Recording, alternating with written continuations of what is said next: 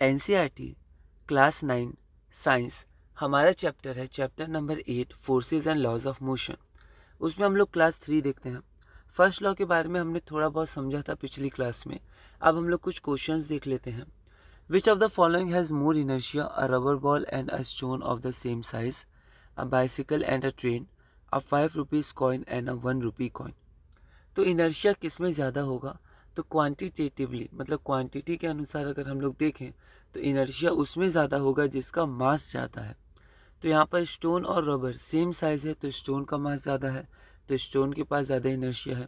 उसी तरह ट्रेन के पास और उसी तरह 5 रुपीज़ कॉइन के पास। तो आंसर देख लेते हैं। A heavier object has more inertia, या हैवियर ऑब्जेक्ट मतलब मोर मास। तो heavier object has more inertia than a lighter object जिसके पास less mass. Lighter object less mass. A stone has more inertia than a rubber ball of the same size. A train has more inertia than a bicycle. A 5 rupee coin has more inertia than a 1 rupee coin. ठीक है, मास के अनुसार। अगला है explain why some of the leaves में get detached from a tree if we vigorously shake its branch. NCERT in text answer. तो अगर हम एक ट्री की ब्रांच को बहुत ही ज़ोर से अचानक हिलाएंगे तो क्या होगा कि वो जो पत्ते हैं, कुछ पत्ते गिर जाएंगे। ऐसा क्यों होता है? तो why some of the leaves में गेट डिटैच्ड। डिटैच्ड मतलब अलग हो जाना और फिर गिर जाना। तो यहाँ पर हम लोग देखते हैं कि when the branch of the tree is vigorously, vigorously मतलब बहुत ही ज़ोर से अचानक जब उसको हिलाया जाएगा ब्रांच को, the branch of the tree comes in motion due to the applied force. तो पहले क्या था कि जो ब्रांच था वो रेस्ट पर था, ठीक है, और ब्रांच के संग जो लीव्स थे वो भी रेस्ट पर थे। तो फर्स्ट लॉ के अनुसार वो रेस्ट पर ही रहना चाहेंगे। अचानक जब हम क्या करेंगे, ब्रांच को हिलाएंगे, तो जो ट्रीज़ है, मतलब जो ब्रांच है वो तो अपना स्टेट चेंज कर लेगा हमारे फोर्स के कारण, लेकिन जो लीव्स है वो पहले रेस्ट पे ही रहना चाहेंगे। तो रेस्ट पे ही रहना चाहेंगे तो इनर्शिया के कारण वो रेस्ट पर रहेंगे तो वो डिटैच हो जाएंगे। ब्रांच मूव कर जाएगा और वो वहीं रहेंगे तो वहाँ पर वो डिटैच हो जाएंगे। तो when the branch of the tree is vigorously shaken, the branch of the tree comes in motion due to the force applied, but the leaves tend to continue in their state of rest due to inertia. तो inertia of rest भी कह सकते हैं। inertia of rest के कारण वो rest पर ही रहना चाहेंगे, पर ब्रांच मोशन में आ गया तो दोनों के बीच गैप हो जाएगा, तो फिर वो डिटैच होके फॉल हो जाएंगे। Hence the leaves get separated from the branches of the trees and fall down। तो एक बार इसको आप खुद भी देख लीजिएगा, थोड़ा सा इसमें लैंग्वेज का भी आप ध्यान रखिएगा क्वेश्चंस में। अगला क्वेश्चन है, why do you fall in the forward direction when a moving bus brakes to stop and falls backward when it accelerates from rest. NCERT unsolved example है। ऐसा एग्जांपल हमने थोड़ा सा समझा था पिछली क्लास में, तो यहाँ पर हम लोग एक बार लैंग्वेज देख लेते हैं। When the bus is moving in the forward direction, our body is moving in the forward direction with the bus. हमारी बॉडी भी आगे बढ़ रही है। When the brakes are applied and the bus stops, our lower body stops with the bus, but our upper body tends to move forward due to inertia। तो जब bus stop होती है तो हमारी लोअर बॉडी तो stop हो गई, लेकिन इनर्शिया के कारण जो हमारी अपर बॉडी है वो आगे ही बढ़ती है, क्योंकि वो शुरू से आगे ही बढ़ रही थी। अचानक ब्रेक अप्लाई हुए तो जो हमारी लोअर बॉडी या फीट जो कांटेक्ट है, मतलब फ्लोर के संग, बस के फ्लोर के संग उसके कांटेक्ट में, वो तो रुक जाते हैं, पर अपर बॉडी मूव करती है तो हम लोग आगे की तरफ गिर जाते हैं। Hence we fall in the forward direction when a moving bus breaks to a stop. When the bus accelerates from rest, अब बस अगर एक्सेलरेट करती है रेस्ट से, तो शुरू में बस रेस्ट में थी तो हमारी लोअर बॉडी रेस्ट में थी, अपर बॉडी रेस्ट में थी। लेकिन जब बस एक्सेलरेट करती है, आगे बढ़ती है, तो हमारी लोअर बॉडी जो कांटेक्ट में है वो भी आगे बढ़ती है बस के संग, लेकिन अपर बॉडी रेस्ट पर ही रहना चाहती है तो वो पीछे की तरफ फॉल होती है। When the bus accelerates from rest, our lower body moves with the bus, but our upper body continues to remain at rest due to inertia. Hence we fall backwards when the bus accelerates from rest.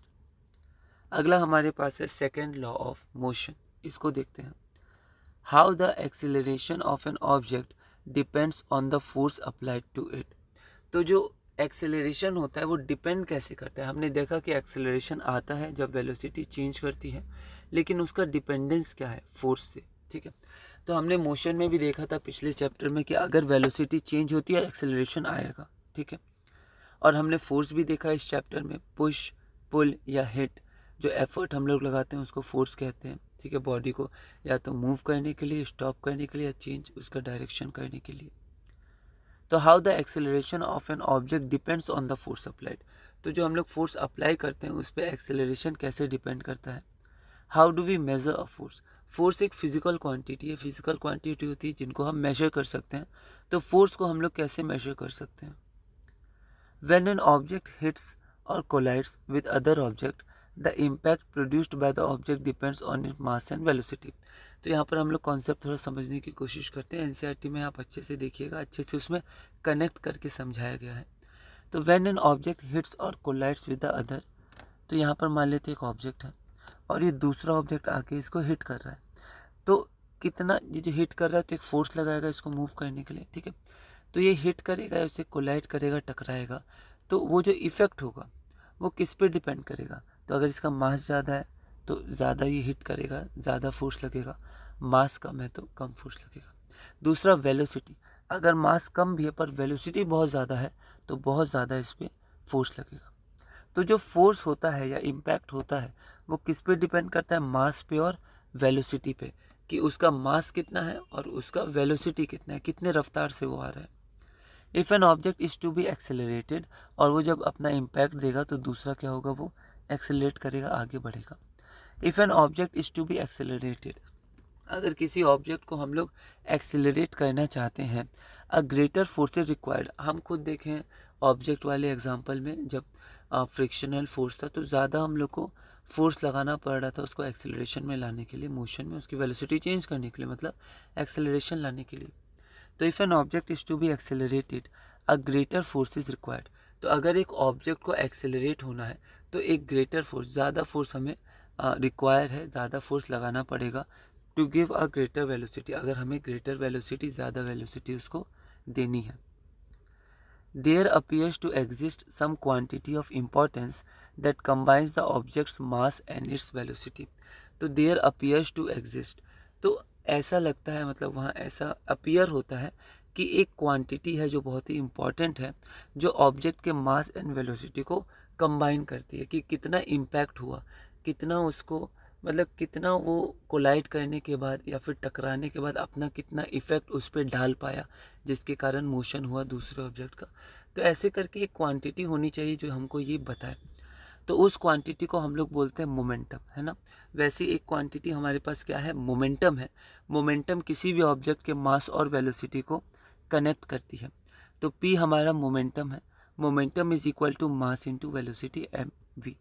अब momentum के पास magnitude और direction दोनों होता है। तो हमने देखा फिजिकल क्वांटिटी जिसको मेजर कर सकते हैं, वो बेसिकली अभी हमें दो तरह की, अभी तो हमें नहीं पढ़ना है, 11th में हमें दो तरह की पढ़नी है, पर हम समझ सकते हैं अभी दो तरह की। एक होती है स्केलर, एक होती है वेक्टर। स्केलर के पास क्या होता है, स्केलर के पास सिर्फ और सिर्फ मैग्नीट्यूड होता है, और यूनिट भी आप याद रखिएगा, मैग्नीट्यूड यूनिट होता है।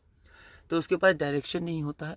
लेकिन वेक्टर के पास मैग्नीट्यूड होता है और साथ में डायरेक्शन भी होता है। तो मोमेंटम हमारी एक वेक्टर क्वांटिटी है।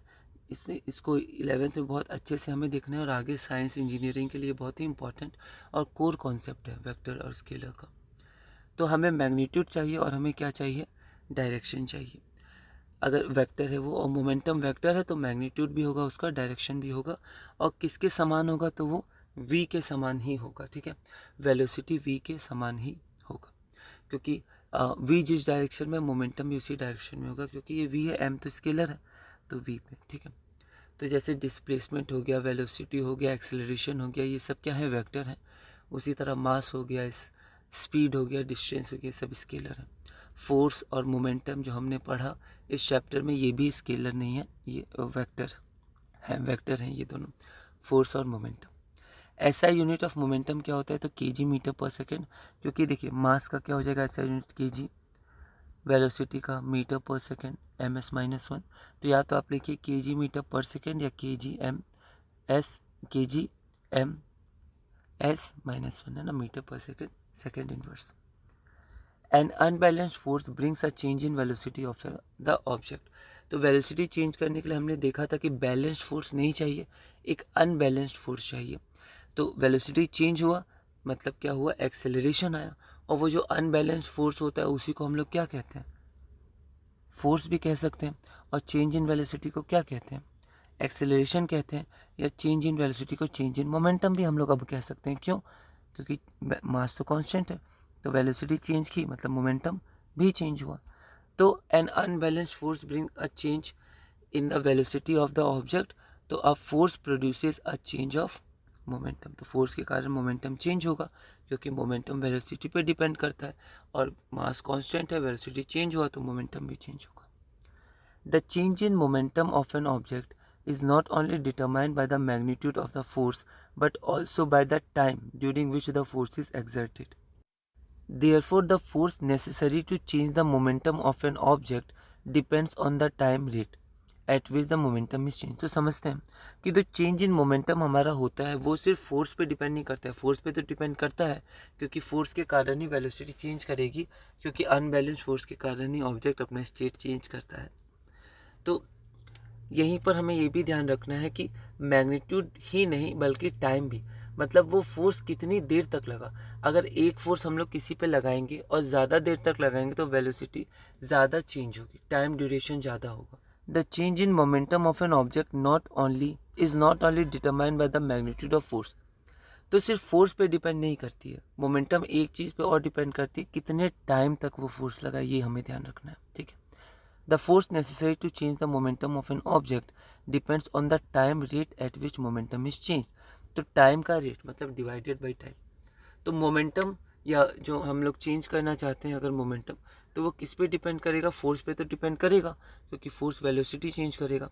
लेकिन टाइम पे भी डिपेंड करेगा कितनी देर तक वो फोर्स अप्लाई हुआ है। ठीक है, आगे बढ़ते हैं। Second law of motion. तो अब हमने मोमेंटम के बारे में जान लिया। मोमेंटम मास और वेलोसिटी को कनेक्ट करता है और टाइम फैक्टर भी इम्पॉर्टेंट है।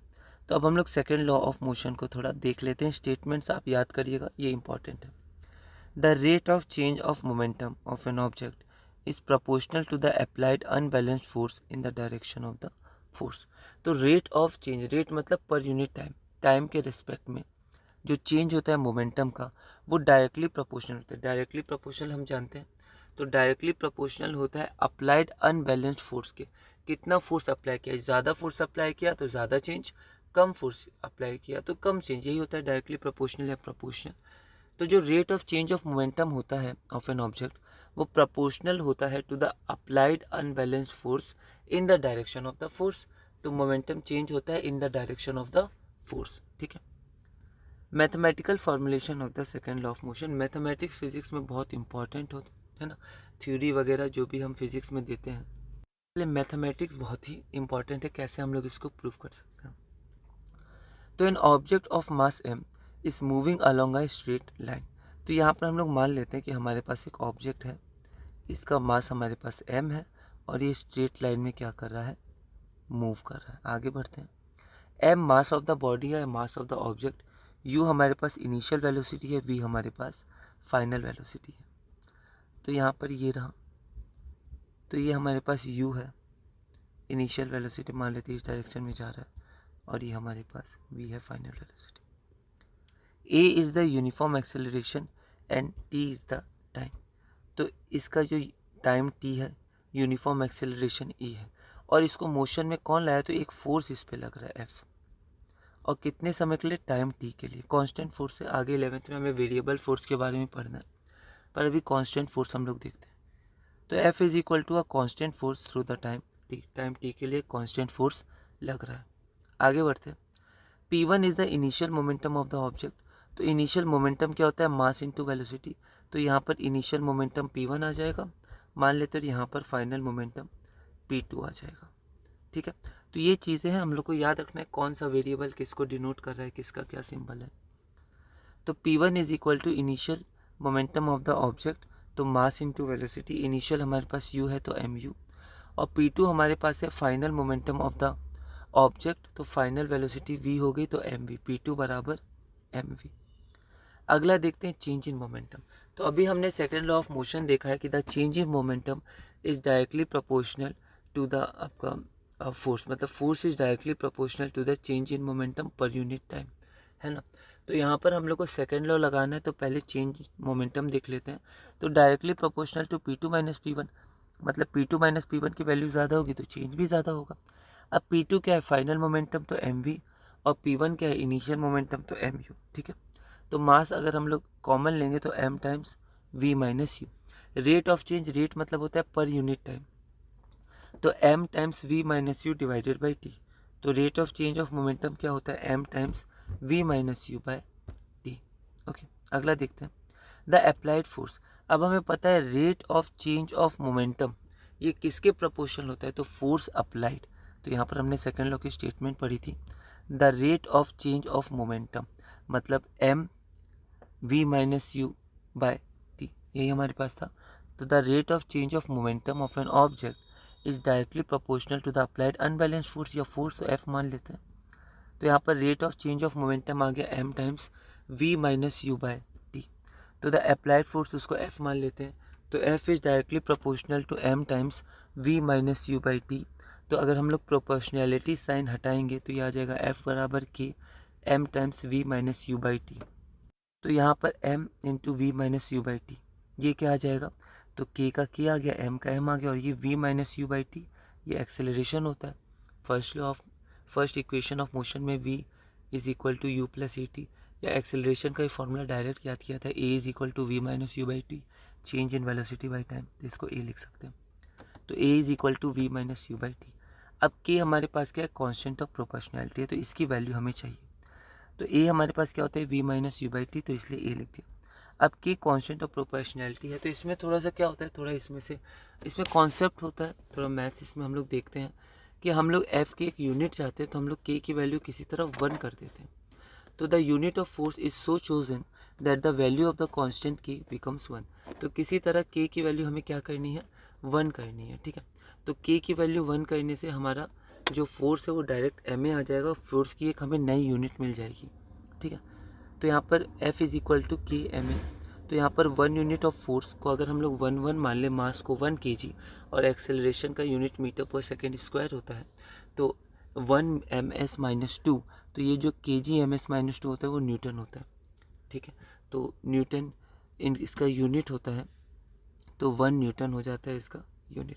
तो न्यूटन साइंटिस्ट थे, उनके रेस्पेक्ट में यहाँ पर फोर्स की यूनिट को न्यूटन कहा जाता है। तो 1 unit of force is equal to 1 newton, तो F is equal to m a. तो force is equal to mass into acceleration, क्योंकि k हमारा 1 हो गया। अब second law of motion gives us a method to measure the force. तो force को अब हम लोग मेजर कर सकते हैं, mass into acceleration. Second law of motion gives us a method to measure the force acting on an object as a product of its mass and acceleration। तो एक ऑब्जेक्ट का मास और एक्सेलरेशन उसके प्रोडक्ट, ठीक है, उसका जो हमारा प्रोडक्ट होता है वही हमारा फोर्स का मैग्नीट्यूड होता है। तो हम लोग फोर्स को अब सेकेंड लॉ ऑफ मोशन से मेजर कर सकते हैं। अब हम लोग क्वेश्चंस करते हैं, बहुत इंपॉर्टेंट है questions, first law, second law, third law का। आगे 11th में आप मैकेनिक्स पढ़िएगा तो और भी बहुत इंपॉर्टेंट होंगे, और सारे कॉन्सेप्ट्स आपको सीखने होंगे, पर ये बेस है। ठीक है, तो 9th 10th को आप बेस मान के चलिए 11th 12th का। तो 9th के टॉपिक्स 11th में आते हैं और 10th के 12th में ज़्यादातर आते हैं। बाकी कनेक्टेड तो सब होते हैं, फिजिक्स और मैथ्स एक दूसरे से, लेकिन फिर भी 9th के जो टॉपिक्स हैं चैप्टर से उनको और गहराई से हमें 11th में पढ़ना होता है। तो यहाँ पर हम लोग एक क्वेश्चन देखते हैं, अ constant force acts on an object of mass 5 kg। तो हमारे पास एक ऑब्जेक्ट है, उसका मास है 5 kg, और उस पर एक फोर्स एक्ट कर रहा है, मतलब उस पर एक फोर्स लग रहा है।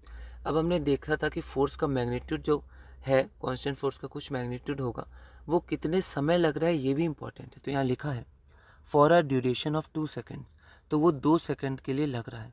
It increases the object's velocity from 3 metre पर सेकेंड टू 7 मीटर पर सेकेंड। तो फोर्स के कारण शुरू में जो उसका स्पीड था 3 मीटर पर सेकेंड, क्योंकि स्पीड होता है मैग्नीट्यूड ऑफ वेलोसिटी, तो अभी डायरेक्शन की बात नहीं कर रहे हैं तो स्पीड बोल सकते हैं। तो पहले जो उसका स्पीड था 3 मीटर पर सेकेंड, अब उसका स्पीड है 7 मीटर पर सेकेंड।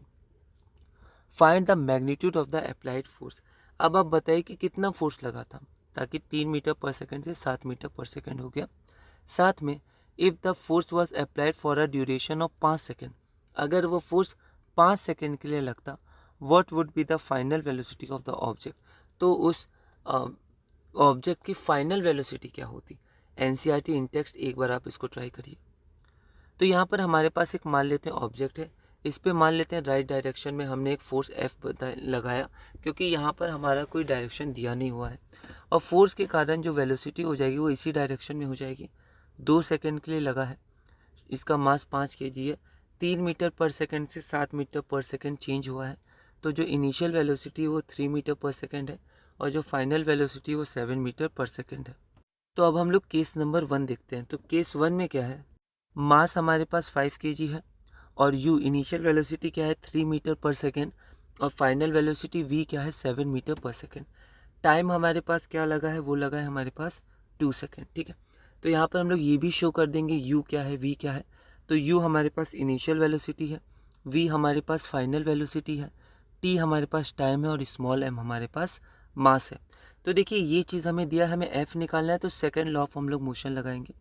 तो यहाँ पर हम लोग देखते हैं कि let the constant force be F, constant force को एफ माना।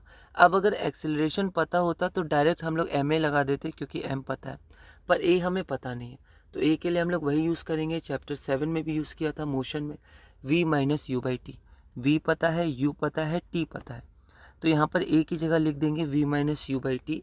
तो F is equal to m, m हमारा 5 है, v minus u by t, तो 7 माइनस 3/2 जो हमारा 10 न्यूटन हो जाएगा। Therefore the value of the constant force is 10 Newton. अब हमारा सेकेंड केस क्या था कि अगर 5 सेकेंड तक लगे, तो यहाँ देखते हैं केस 2, टाइम हमारा 5 सेकेंड है, वेलोसिटी क्या है, तो याद रखिएगा यहाँ पर फिर बाकी चीज़ें मास एम, इनिशियल वेलोसिटी यू, वो सब सेम है। तो अब हमारे पास क्वेश्चन क्या है, ये मास 5 केजी का था, इस पे फोर्स कितना लग रहा है, कांस्टेंट फोर्स 10 न्यूटन जो निकाल लिया है, इनिशियल वेलोसिटी तो 3 मीटर पर सेकेंड ही है। अब जब 5 सेकेंड के लिए लगेगा तो फिर फाइनल वेलोसिटी कितनी होगी, तो आप डायग्राम भी बना सकते हैं कि फाइनल वेलोसिटी अब कितनी होगी। डायग्राम बहुत इंपॉर्टेंट होता है फिजिक्स के क्वेश्चन में, साइंस के क्वेश्चन में, साइंस में, फिजिक्स में और मैथ्स में, है ना। तो केमिस्ट्री भी है, लेकिन डायग्राम जो हम लोग न्यूमेरिकल सॉल्व करने के बनाते हैं वो फिजिक्स और आपका मैथ्स में ज़्यादा इंपॉर्टेंट होता है। तो अब यहाँ पर फोर्स बराबर क्या होता है, एम ए, फिर से एम की वैल्यू पता है, अब तो फोर्स की वैल्यू भी पता है, क्योंकि एक इक्वेशन में ना एक ही नहीं पता होना चाहिए। तो यहाँ पर सिर्फ हमें वी नहीं पता है, तो फोर्स पता है, तो हम लोग निकाल सकते हैं उस जो एक नहीं पता है उसकी वैल्यू, उसको बोलते हैं वन इक्वेशन, वन वेरिएबल होना चाहिए। तो ये वन इक्वेशन है, इसमें एक ही वेरिएबल मतलब एक ही चीज़ की वैल्यू नहीं पता होनी चाहिए। तो यहाँ वी की वैल्यू नहीं पता है, यू की 3 हो गई और टी की 5 हो गई। अब जब हम लोग इसको सॉल्व करेंगे तो जो हमारे पास वी है वो वी कितना हो जाएगा, 13 मीटर पर सेकेंड। ओके, ये हमारा आंसर हो गया। अगला क्वेश्चन है, which would require a greater force accelerating a 2 kg mass to at 5 metre पर सेकेंड स्क्वायर और 4 kg मास एट 2 मीटर पर second square. NCERT in text. Question क्या है कि किसमें हमें फोर्स ज़्यादा लगेगा। अगर हमारे पास 2 kg का मास है और उसकी एक्सिलरेशन 5 मीटर पर सेकेंड स्क्वायर है, तो हमें पता है किसी मास को एक्सेलरेट करते हैं तो एक फोर्स चाहिए, तो इसमें ज़्यादा फोर्स अप्लाई होगा, या फिर 4 kg का कोई मास है, कोई ऑब्जेक्ट है, वो 2 मीटर पर सेकेंड स्क्वायर से आगे बढ़ रहा है, ठीक है, या मूव कर रहा है, तो उसमें फोर्स ज़्यादा लगेगा। एक बार आप कोशिश करिए। तो यहाँ पर हमें क्या करना है, दोनों के लिए बस फोर्स निकाल देना है। तो यहाँ देखिए दोनों के लिए हम लोग फोर्स कैसे निकालेंगे, तो मास m दिया है और एक्सेलरेशन a दिया है, तो इसका फोर्स हो जाएगा मास इंटू एक्सेलरेशन। उसी तरह सेकेंड केस के लिए भी हमें यहाँ पर मास दिया है, यहाँ पर एक्सेलरेशन दिया है, तो इसके लिए भी हमारे पास हो जाएगा force is equal to mass into acceleration. तो देख लेंगे F1 बढ़ा है कि F2 बढ़ा है। तो यहाँ हम लोग देखते हैं, यहाँ पर केस 1 में हमारे पास मास m कितना है 2 kg, एक्सेलरेशन कितना है 5 मीटर पर सेकेंड स्क्वायर। अच्छे से लिखेंगे हम लोग, ठीक है। कई बार दिक्कत होती है, बोर्ड में भी होती है कि हम लोग गलत क्वेश्चन या वैल्यू उतार देते हैं, तो उसका ध्यान रखेंगे। तो पहला फोर्स लगेगा मास इंटू एक्सेलरेशन, तो 2 मास हो गया, एक्सेलरेशन 5 हो गया, तो ऐसा यूनिट में kg मीटर पर सेकेंड स्क्वायर, तो न्यूटन आ जाएगा 10 न्यूटन। तो पहला फोर्स 10 न्यूटन हो गया। उसी तरह दूसरे फोर्स के लिए मास हो गया 4 kg, एक्सेलरेशन हो गया 2 मीटर पर सेकेंड स्क्वायर, तो F2। सेकेंड के लिए फोर्स लगेगा मास इंटू एक्सेलरेशन, तो हमारा 8 न्यूटन हो जाएगा। तो F1 is greater than F2, तो जो पहला फोर्स होगा वो ग्रेटर होगा दूसरे फोर्स से। तो यहाँ पर जो पहला फोर्स है तो इसमें ज़्यादा फोर्स लगेगा, तो हम लोग इसको लैंग्वेज में लिख देंगे, क्योंकि पूछा गया था which will require a greater force. तो accelerating a 2 kg mass at 5 metre पर second square would require a greater force. तो इसी के साथ हमने अपनी क्लास नंबर 3 पूरी की। क्लास नंबर 3 में हमने अपना क्वेश्चन नंबर 5 तक किया। अगली क्लास में हम लोग क्वेश्चन नंबर 6 करेंगे। बहुत इंपॉर्टेंट कॉन्सेप्ट होते हैं ये सब, तो और बहुत सारे क्वेश्चन भी हैं एनसीईआरटी में, अच्छे क्वेश्चंस। तो एक बार आप इस क्वेश्चन को ट्राई करिएगा। अगली क्लास में हम लोग क्लास नंबर 4 से कंटिन्यू करेंगे और धीरे धीरे आगे बढ़ेंगे।